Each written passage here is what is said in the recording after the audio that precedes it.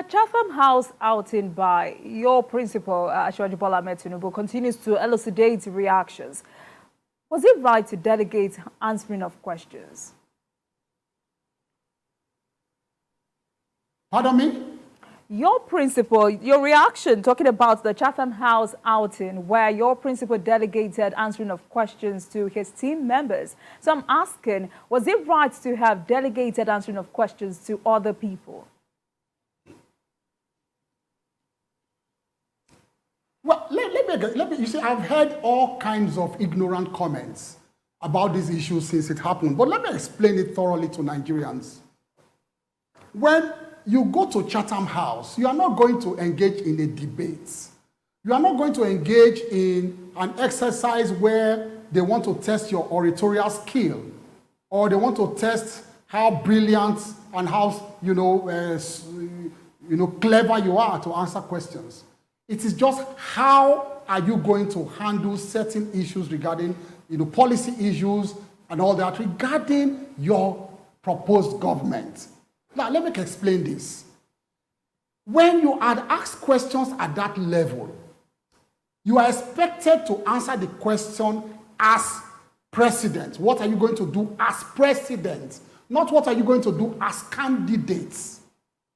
Now, so when they ask you, Mr. Bola Tinubu, what are you going to do regarding ABC as president? You therefore need to respond as president. How do you respond? Those who have answered, those who have been making uninformed comments, they don't understand how government works. I am in cabinet. When an issue comes up in cabinet, the president is the last to speak.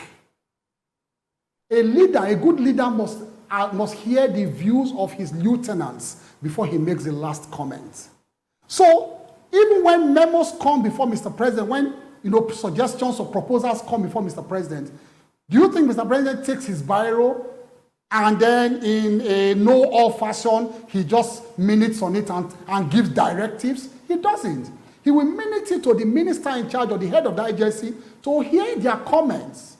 And in many cases, the chief of staff will now make an executive brief and then make his suggestion.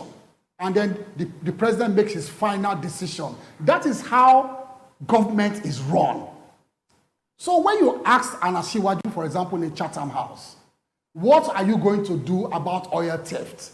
The first thing he assumes is that he is president now. He wants to hear his lieutenants make comments on this. And guess what happened? I want you to go back to that tape. After they made those comments about catching those who are stealing the oil and all of that, what did Asiwaju say? He made the final comment. He said, gentlemen, you have not even addressed the issue of the people who received the stolen items. That is presidential.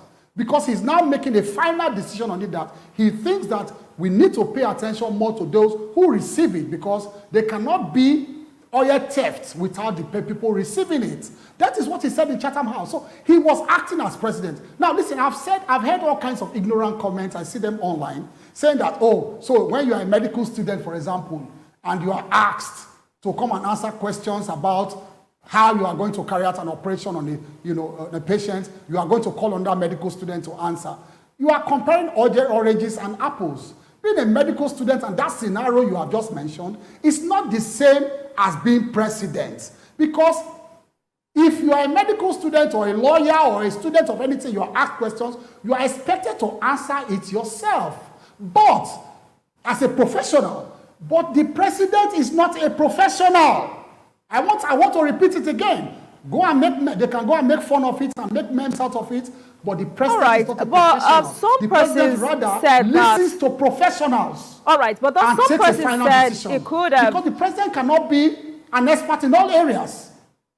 He cannot. He must listen to experts. And when he listens to experts, he must have the knowledge to make a final decision on after he listens to his experts.